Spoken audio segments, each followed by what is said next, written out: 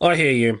You're mad Phillip Island's gone. I am too. But if you were spotting the clues, you knew this day would eventually come.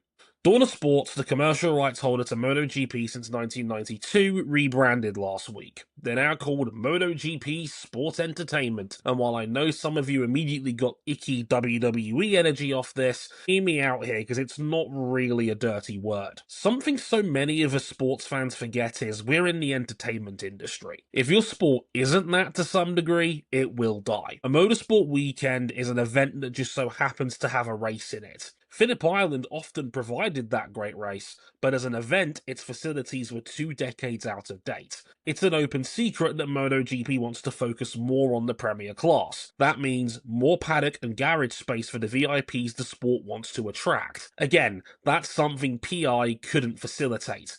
It's why MGSE told Victoria to move the race to Albert Park.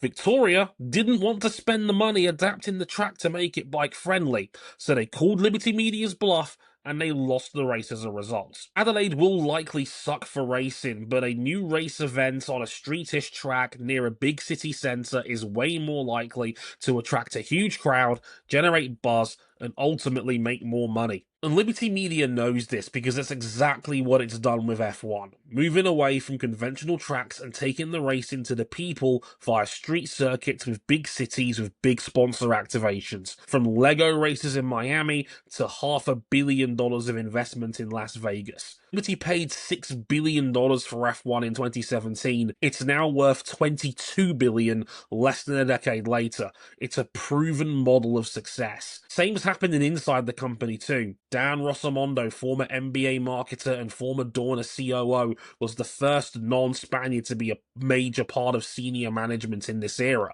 Now former F1 CEO Chase Carey is MGSE's new president. Over retained CEO Carmelo Ezapelta. MotoGP isn't here to be a niche sport in a handful of countries anymore. Liberty bought them because they saw the potential for it to be a major global brandy. Hell, did you see the Wired Different campaign that MotoGP launched this week? Classic leaning on the aliens they brand their elite riders with. It's also very similar to the Engineered Insanity campaign that Liberty made when it bought F1. It involved a total social media revamp, a huge push into the US, and a small series called Drive to Survive that changed the landscape of sports documentaries forever. All this anger and feeling was inevitable. Phillip Island was a casualty of a larger plan. It was the first, it won't be the last. Welcome to the new era of MotoGP. Don't get left behind.